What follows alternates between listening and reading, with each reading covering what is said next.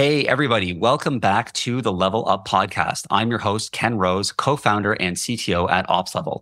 OpsLevel is an internal developer portal that helps engineering teams quickly ship quality software. Our Level Up podcast explores challenges, best practices, and stories from some of the brightest engineering and product leaders about what it takes to build great products, teams, and companies. And today, I'm excited to welcome Vitor Pellegrino to our podcast. Vitor is a staff site reliability engineer at Duolingo, one of the world's most popular language learning platforms. At Duolingo, Vitor leads different FinOps and resiliency initiatives across their infrastructure platform area. Before starting at Duolingo, he has previously held engineering leadership positions at PicPay and SeatGeek, and he was also a specialist solution architect at AWS. He has spent a significant amount of his career around highly distributed microservices, high traffic scenarios, and all the fun challenges associated with FinOps, SRE, and continuous delivery practices at an organization. So Vitor, welcome to the show. Thank you so much for having me. I watched, I think, most of the episodes and I'm a big fan of the show. So yeah, thanks for that. Oh, thank you. That's great. Well, again, pleasure to have you on. Why don't you tell everybody a little bit about yourself?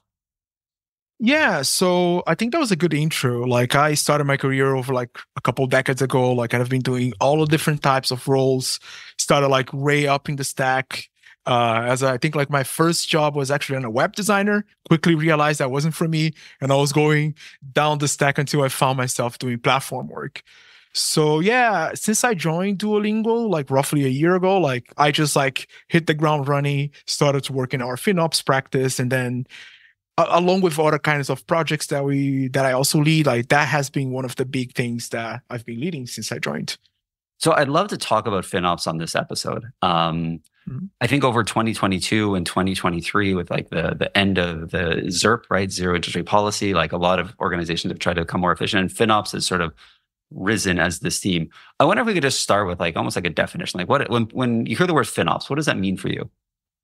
Yeah, that's a good point. I think there's actually a formal definition somehow. I should know these things, but I'll give my own interpretation of that. I think FinOps is a way to align the financial and then making sure that the architectures that we're building there are cost efficient, that they are well built, they do not waste resources unnecessarily, and is a way to tackle those challenges alongside with other non-functional requirements. So instead of being something that you do within a certain group, or maybe your finance team looks at those numbers, is a way to try to bridge that and to put that in front of developers and the product organization as a whole. Right. So that's how I understand it. Cool. It almost sounds like one of the pillars of DevOps, right?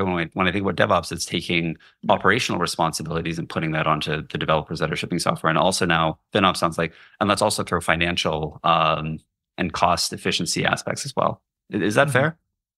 Yeah, that's pretty much how I think about it. I think people come from different places. I have an engineering background, and that's how I reason about that. I think similarly to what we've done with the DevOps cultural, starting to implement these things in the companies, that's the same thing that we're trying to do for the FinOps world too.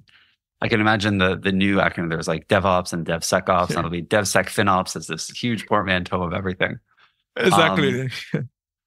Maybe, this is maybe going to sound like a dumb question, but why is FinOps important? Yes, you can save money and money makes the world go round, but are there other kind of themes or aspects there about why, organizations should care about FinOps today? I think you touch upon the big central piece, right? We want to run architectures that delight our customers, our users, in our case, the learners that depend on the platform every day.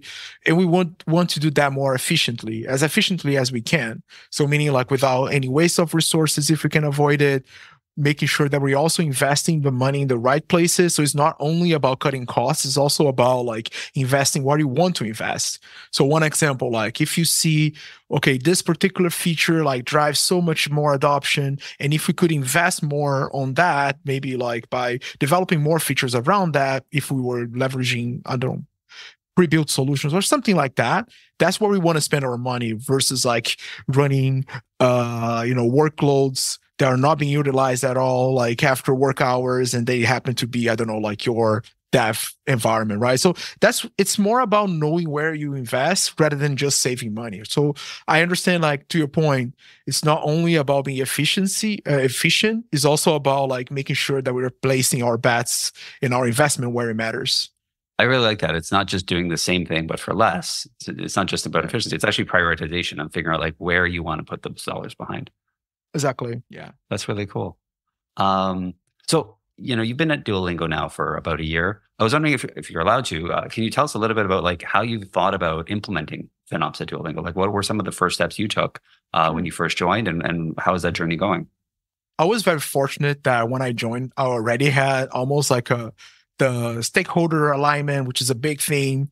I think like the higher ups, like our C level, like they knew that this was important. Was more about, okay, now that I have like this is like my first task, like how to organize the work. So I was also very fortunate that our engineers cared a whole lot about cost. Like that was already the case.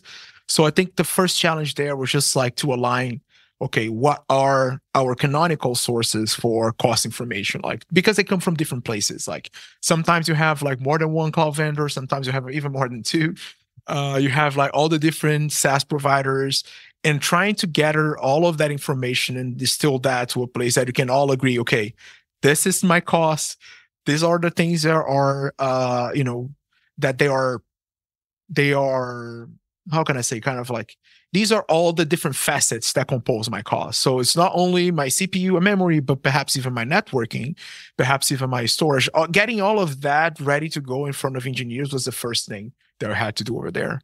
I think for anybody who's ever used AWS, the networking part will quickly rise to the top. Exactly. Yeah. And so, okay, so you'll start first with understanding then, like, kind of across the dimensions of cloud, I guess, right? Like compute, memory, storage, network.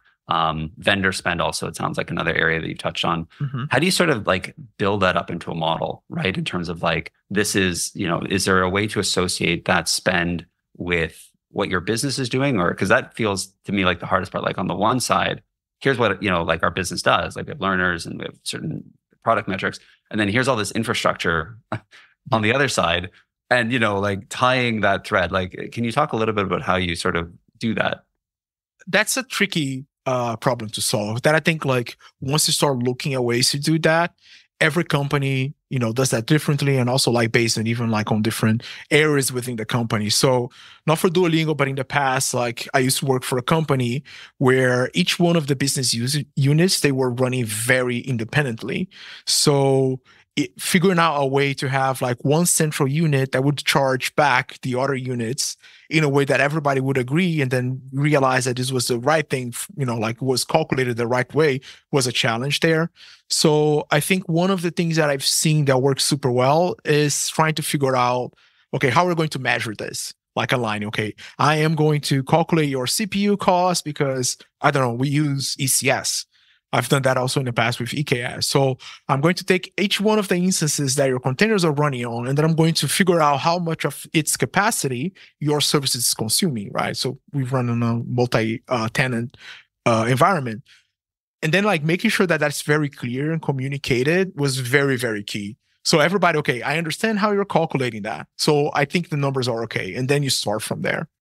Got it. So the first step really in that distribution is just getting that alignment on like, this is how we're going to measure you, right? And it might be CPU costs. Are there other metrics you look at beyond just sort of like CPU or percentage of compute?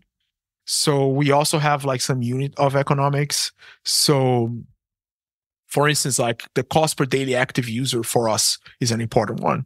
So we actually we track that over time, because I think a common thing that I've seen in the past, like people look at the bill and then will say, it was like, I don't know, $10,000 this month. The next month is like $15,000. Oh, we're doing much worse. Maybe not. Maybe we just had like a completely new wave of customers, and then you're making so much more money that's like an amazing thing to have.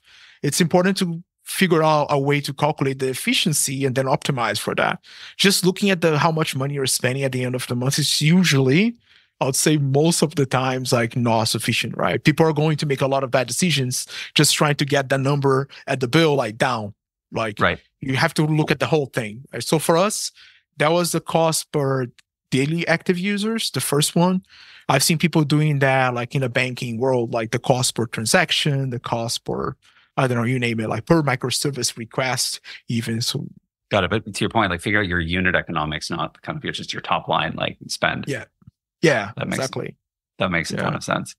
You mentioned that you were, fortunate. You kind of walked into Duolingo and you already had all the stakeholders. Have you had situations where maybe the stakeholders weren't aligned, or you had to put an effort? Like, what are some tips or tricks you found to help get stakeholder alignment around prioritizing FinOps as an initiative? You have to have buy-in from the top, because a lot of people, when they are faced with like, okay, I have conflicting priorities, like they're going to pick one over the other, which is the normal and the most rational thing to do. And as humans, we're like very good about, like when we have incentives in one way, that's usually how people tend to optimize their decision making, right? So I think if you can secure like support from your sponsors, executive sponsors, like people that are actually, trying to have this initiative off ground, like I think that would be like a good step forward, the first step. If this is something that maybe like comes from a certain area, but it's not exactly coming from, I don't know, your C-level or something like that, probably you want to start communicating the benefits of doing it and use that as a way to drive, as I said, like the prioritization piece. Like, I mean, I use that with the teams. So whenever like we're doing some kind of like planning and discussions about roadmap, like very frequently, like I have people coming up and saying like, look, we're trying to prioritize making the service a little bit more efficient, because we see that compared to other peer services, like this is not exactly where it needs to be. And then now it's time to optimize. So this is something that people use as part of their prioritization, right? Yeah. And I think maybe the most important thing, as I said before, making sure that everybody understands the data, help people to understand where you're taking this thing from, why you're doing that, why that's important. Making that very easy for like engineers, product teams, like business units, like to consume that information. Got it. So really, yeah, just providing as much context as you can to everybody about like, why are we doing this? Why is this important? And what are we actually looking at? And how will you be evaluated?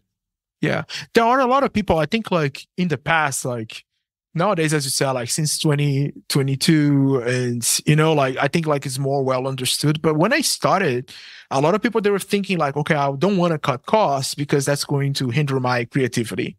There was a certain idea about like, if I take any effort at looking at my bill, that's going to be like effort taken away from me being creative. And what I found, actually, that is a good constraint to have. Like, I mean, if you say, okay, go crazy, do whatever, we all know as engineers that is usually not how you develop your best software. Like, you have to have some boundaries. Like, okay, well, it needs to be, I don't know, my request cannot take like longer than, I don't know, 50 milliseconds. Then you can start thinking about this. I think similarly, you can say, okay, this thing cannot cost more than 10 cents per unit, whatever that is for you. And then you can start like creating around those boundaries. And I think that leads to the kind of engagement that gets things moving, right? I really like that. Yeah, that cost is another constraint to basically consider in a system design, right? And we talked about performance. There's probably also things about like I don't know, fair. Like I'm just thinking about queuing systems. Like fairness is a consideration. It's like, and cost also has to be. And it's funny as you were saying, like, hey, that might constrain me. That feels like the most zero interest rate policy thing that could happen. It's like I just want to use all the AWS things and like cost be damned, right? It's like no, like cost actually is important. Yeah, exactly. Yeah. What are some sort of, again, it sounds like you've been very fortunate, like stakeholders aligned, Duolingo, at least from the outside, seems like a company that is, highly efficient and works really well and ships software quickly. What guidance would you provide for folks who are facing challenges in terms of getting adoption around FinOps initiatives? That's a very common theme within the community. I think like getting, teams to start acting upon these things is probably the hardest thing to do.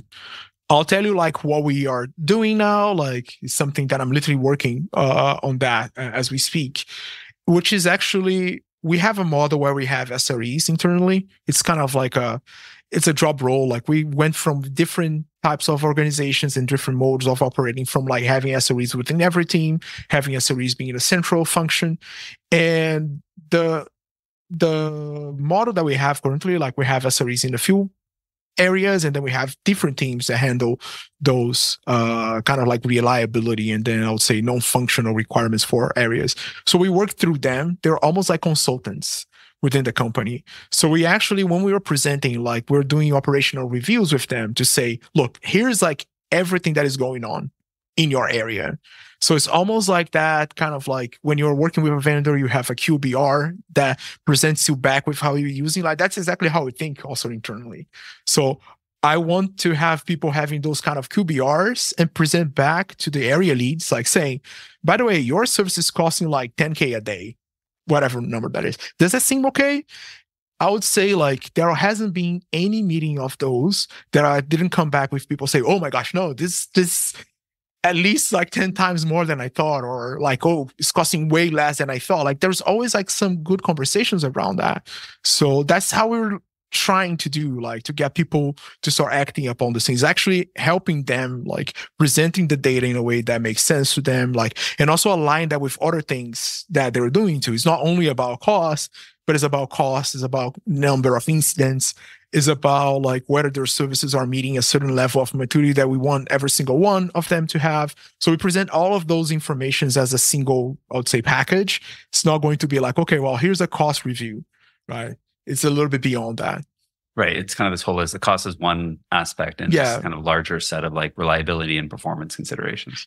Yeah, pretty much. I mean, it's just like a non-functional requirement. It's just another one.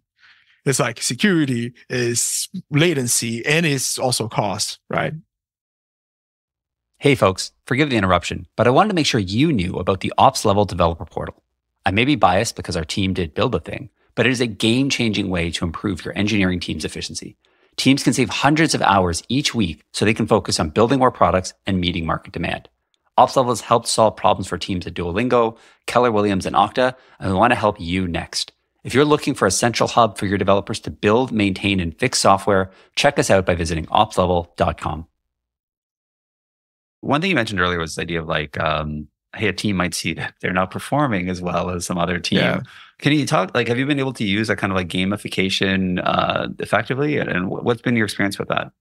Yeah, that's also like a contentious topic. I'll be very transparent. Like I had mixed reactions to this. Like some people, like they would react to that, like saying, okay, well, but that's not fair because my service has so much more traffic than the other one. Hence, we were coming with like some kind of like normalization, like that's the cost per request, right? Other teams, they have seen that almost like, I don't know, like as I said, like an input to their planning process because they want to act upon that. I think that's very culturally dependent. In the past, like in other companies where I did this, like people would act upon these things immediately because they didn't want to go up to a report. And other companies, they were more about like, yeah, I mean, that seems fine to me. It's not a big deal. Right. So I think a healthy way to see this is just like, okay, well, this is the reality. Does it make sense? Does it align with what we would expect? Or do we need to act upon that? It's definitely not for naming and shaming. It's literally to know like, okay, maybe if I focus on like these 4 or 5 systems, I'm going to cover like 60% of my spend. I've seen situations like that, right? So yeah, I would probably like emphasize and try to do more like, as a way to inform rather than penalize people. That's definitely not what this thing is about. Yeah, more carrot, less stick. But yeah, so the point is like make that data available. And you're right, culturally, it might depend on if people will like use that as an incentive to make it better, or just, kind of be okay with it because maybe it's okay with where their services are at. Exactly. I think like if you have like the biggest system that drives like the most revenue, like you might, as I said, like you might want to invest more on that. So that isn't necessarily like a big problem, right? I see costs being taken more and more as like an input to the planning process. And I think that's what's been working well for us so far. I'd love to understand where, you talked about this motion of almost like these QBRs, like regular reviews with the teams to talk about a variety of operational things, including cost. How do you think about like, what's the next step after that, right? Because that feels like, it's a very manual process, right? Like, is there a way to automate that culturally? Like, how do you think about getting that kind of automated attribution? Yeah, I mean, we do have all of that is automated. Like the gathering of the data is automated. Like how we attribute costs is also automated. And I might have like a little bit of like a hot take on this one. I think I love hot takes. Yeah, so here you go. Like I hope that's a good one. I think like we trying to automate like this part of the process, in my opinion, is a mistake. Because I mean, we got bombarded with data all the time, right? We got emails from like systems and alerts and checks. Like, I mean, if you just try to say, okay, well, I'm going to send you an email and then you read, I don't see that leading to a lot of engagement. I think like the role of an SRE, of a FinOps, or I don't know, whatever the name you give for these people in the organization, is about like consuming all of that data and providing back the insights.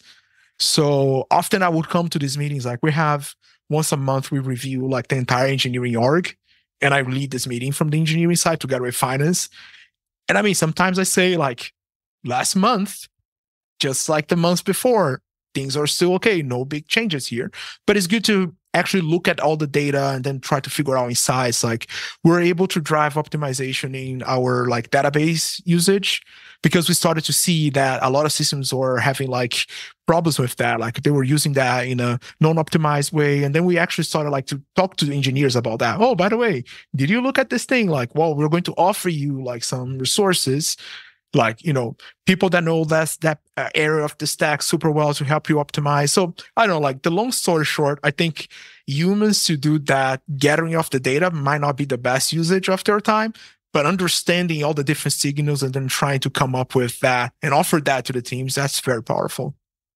I really like that. It's this idea of like telling a narrative or telling a story with the data, and the collection should be automated because that's the mundane part, but the analysis and the story behind it, and like, to your point earlier, like sometimes there's celebration there of things are good, like we're still doing well month over month, and if there are areas to improve, like being able to tell why that's important. Yep. Yeah, exactly. It's such an interesting take, because you're right. I think that the natural tendency for a lot of engineers, especially platform engineers, is like automate everything. Like, can we just get this to a point where like it's a computer plugged into the internet and it's sending emails, and teams just miraculously take action to improve their financial stance and their efficiency. But to your point, that's maybe not possible. Like you do need to have like some guidance, some shepherding, some narrative for like what we're doing and why this is important and what this data is actually trying to say. I think like you couldn't have said it better. Like I think that's how I see it. I think it's very analogous to you have like your trusted advisor, like you're there to help them. I think like once you align that's their responsibility, ownership, and then you're there to make that part of the job easier. I think that's better understood than just like the faceless email that says like, this is like your services, they increase their costs like 8% week over week, or inventing numbers, right? Okay, right. What does that actually mean? Is that a bad thing? Is it a good thing?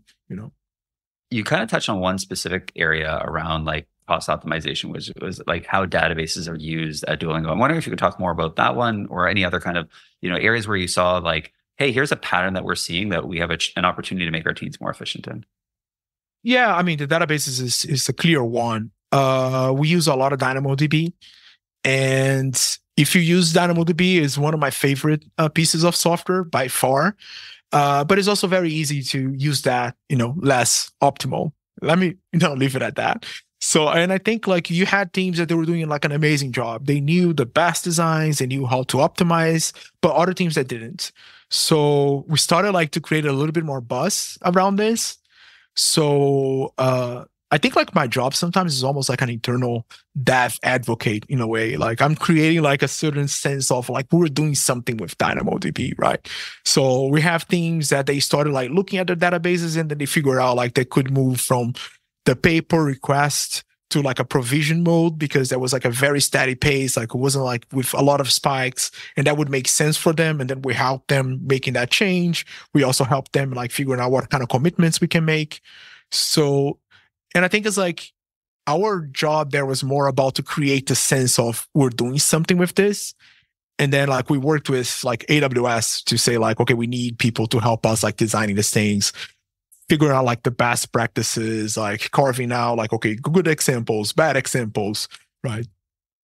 So it's a lot of like internal evangelism on this thing. Something I love there is that there's almost this idea of like the golden path, right? Like, hey, if you're going to use Dynamo, here's probably the best way to do it. And if you have, this request pattern, you want to do this thing. If you have this other request pattern, you want to do that thing. As Duolingo continues to scale, how do you think about enshrining that concept in a sense, like, so that you can take yourself out of the picture? So, that it's not that you have to continually do this, but that you're able to set a standard. Are there any kind of tools or techniques or tricks that you've had there? That's a good question. Like, I think the important thing for us is to codify them as much as we can to make very easy to, start with them. So I mean, for instance, like when people are creating like a new service, like we use OpsLevel too. We're happy with that. So whenever we create like a new service, like they already inherit like all the best practices. Like we have like a template that creates you like a Python app with whatever we decided that was like the, you know, the not decided. I actually have to be careful about the word. Well, whatever we kind of like, no, how can I say? No, agreed on maybe? yeah, I agreed, but maybe like discovered, I would say. Like we have people trying out new things, like we curated, maybe that's the best word. So whatever we kind of like curated, say like, oh, this has been working well. So let's crystallize that in a template and we maintain that. So that's kind of like the golden path is a way to have that, you know, codified, shareable, and also maintainable and understandable, like by more people than just like the few ones that spend a lot of their time around that stack. That's how we see it, the golden path. Yeah, I love the idea there also. Like it's again enshrining not just reliability concepts and performance concepts, but also like financial best practices as well. In terms of like if you're building an app, that you're going to have the best practices set up from the beginning. And I think, I mean, and also like that, as I said, like this is also like context dependent. Like sometimes like you start with a service that they get like new features and then the cost patterns like completely change. I think the important thing is like whenever we're creating that, it already has the right tagging so we can allocate back to the reporting that we do. So by default, it gets assigned to your team. So it shows up in your team reports. So it's the whole data collection automation that I spoke about. We also try to encode that within the golden path. To your point also, that's like the heart of service ownership, right? Is like if you don't have that attribution done properly, then the right team won't know that they have to go fix a problem. Yeah, exactly. Yeah.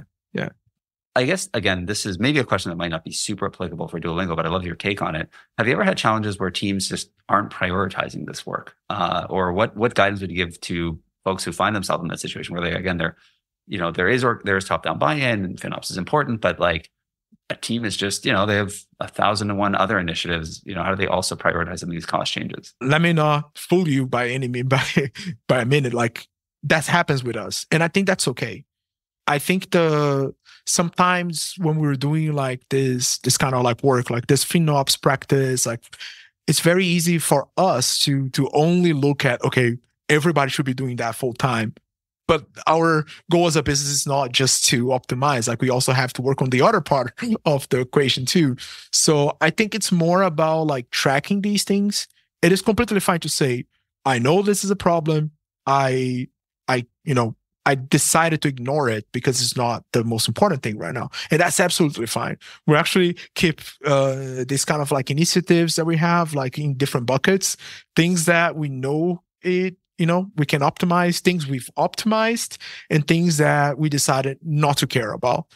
And these also like good inputs for us. So I think like it is okay if we're seeing that widespread, maybe that's a problem. But if you're seeing that maybe for this team, like they have other priorities, and then maybe that compared to all the other things that they have to do is not the most important thing, it might just not be the most important thing, and that's okay too. I think this is a kind of a challenge. It's not just with FinOps, it's sort of with all the aspects of SRE and security.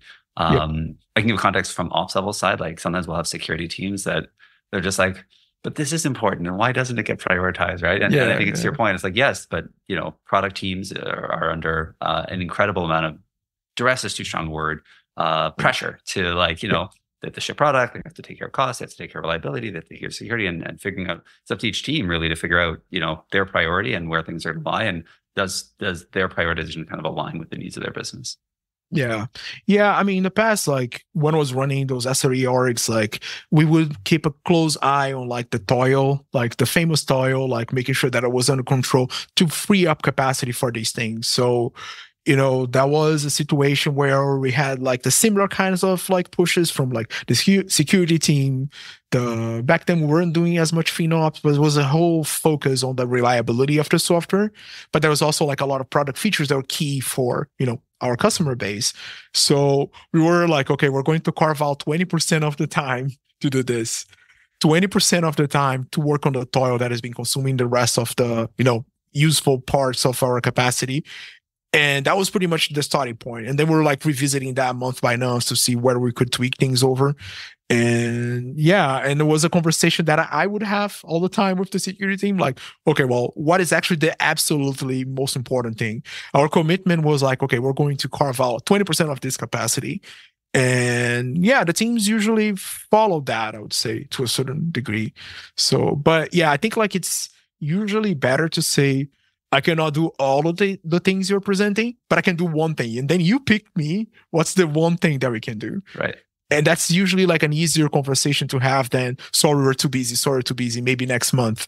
Right. So at least they know, okay, they can do prioritization on their end too, like to, okay, well, these are the most important things that we absolutely need to address. And yeah, that was pretty much how I tried to organize that kind of work. Is there any sense of like you're ever done with FinOps, or is this always going to be a continuing mission? Like with security, for example, I don't think organizations are ever done because there's always new threats, there's always new advancements. With FinOps, do you ever get to a point where it's like, hey, we hit our target across the business, our unit economics we feel are good enough, or is it always going to be a continuing mission just because of the dynamic nature of software? Yeah, absolutely. I mean, those things like change every release. So one example. In a previous life was a financial institution, and the cost per transaction was the most important thing. Everything was trending the right direction, but then we decided to do like a big marketing push, which started to advertise parts of the application that they were very expensive to run, but they did not contribute to the transaction. So all of a sudden, the cost per transaction went up like 30%. Right? That is a reality. And then we need to understand, okay, what's going on? Like, are we missing something? And then it was a lot of head scratching until we understood what was happening. And then we kind of like were okay with that. So I would have like a lot of conversations with like folks coming from like, I don't know, like a different world that are not exactly super, they do not come from cloud environments. Let me put it like that. They do not understand how the mechanics work. And a lot of them, they thought like, okay, well, I bought the machines, so why is that changing? Isn't the same amount of machines? And I just like to say, it's just the way that we manage the way that we use electricity at our home. Like, it's not like I optimize everything, so now it's fine. Like, I mean, you still need to make sure that you're, turning the lights off when you leave your apartment. That kind of stuff is the same thing. So it's a very long-winded way to say I don't think that is ever going to end. You're never done. Yeah. No, I don't think. As you describe that example, I think about, whenever I think about like incident management, I think of, okay, there's some performance issue, reliability issue, availability issue, and it's latent. It's just sitting there. And then one day something's going to come across. And what I hadn't really ever thought about is like, you also have like latent financial issues that are just sitting there. There's some aspect of your application that might be not used a lot. And then one day, if it gets a bunch of use, you're going to have a really big bill. Exactly. It changes a whole lot. Like, the founder of Cloud Zero, like the Eric, he has like this word that I think was also quoted like in a keynote. AWS, like every engineering decision is a cost decision or something like that. Sorry for misquoting. But that's exactly how I see. Like, I mean, engineers are making cost decisions. They're making purchases every single day, right? It's hard to say, okay, well, we optimize. Everybody's making just the right kind of like purchases on behalf of our business at every single time. Like, that's usually not what happens. Vitor, is there anything we didn't talk about today around FinOps that you think, the world should know, or any other hot takes that you'd want to share? No, I think like we covered a lot of ground. Like, this has been fun. I think maybe if I may say one thing, like kind of like starting small, it's important. Like, it's very easy to get overwhelmed with this, all these things. As I said, like we started with just aligning on the how we would calculate things. Like, can we all agree that this is how we're going to take this metric? Can we all agree that this is the right sources? So maybe that's the right way to start, right? Making sure to give that to engineers, making sure that this is, ready to be acted upon. Yeah, maybe that would be my main takeaway from all this work. Yeah, start with sort of bite-sized chunks that are actually tractable, not like, okay, we're going to boil this ocean and reduce everything all at once. Just go step by step. And it sounds like, to your point, like a very first approachable step is like, hey, let's just figure out like our unit economics and get everybody on board with that. Yeah, exactly. I would say even like that, that's a very good, that would be like an amazing first step. I think like a very, very first step could be, let's gather all the data. Let's agree that that's the right one. The unit of economics, I would say even can come later. If you can do it at the same time, amazing. But if you can't, I wouldn't beat myself too hard over that. You're absolutely right. I was kind of taking it as a foregone conclusion that the data is out there. But in some cases, it might be difficult to automate or collect. So to your point, like first just figure out where the data lives and how you're going to collect it all. Yeah, exactly. Yeah. I'm thinking also our own internal vendor spend. Cloud stuff is easy because there's APIs for it. Vendor spend, it's like there's a PDF sitting in somebody's inbox, to figure out like, okay, well, how much was that? And how do you attribute that? And, that's the more challenging part. Exactly. Yeah. Yeah. Vitor, before we wrap up, a question I always love to ask our guests is, what is your favorite music to listen to?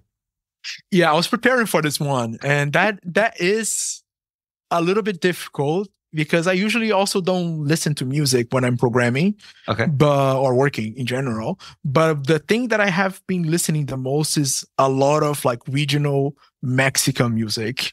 Okay. Like a lot of like specific music from the specific type of artists. Like Grupo Frontera, if there are any Mexican music fans over there, has been like my favorite lately. Yeah. Grupo Frontera. Is it from a certain region of Mexico? I think it's from the north. I'm not Mexican, but I just like found this genre and fell in love with it. So yeah. I apologize if anybody has like more knowledge about this area, but yeah, I would say Grupo Frontera at least like it's my favorite recently. I mean, I'll put it on my Spotify playlist later today. And Vitor, what's the best way for people to follow you on social media? Yeah, I haven't been the most active, but I think like Twitter or X, I guess, still like the best way. LinkedIn, I'm also very active there. I have a blog post that I never post, but I promise I'll change that. And yeah, I'll say like the 3 places, like my blog, there's like my contact information there, LinkedIn or Twitter. These should be the best ones. Okay, well, listen, we're going to be putting links to those 3 places in the show description below. Today we talked about all things FinOps, how to get started with it, how to get buy-in, how to collect your data and figure out unit economics and align stakeholders. So Vitor, really, I just wanted to thank you again for coming on the show today and talking with us about your experiences with FinOps at Duolingo. Thank you. To our listeners, thank you again also for making it to the end of another episode. If you have any topics or guests you would like to see on the show, please send us an email at levelup@opslevel.com, and we'll see everybody next time. Happy building.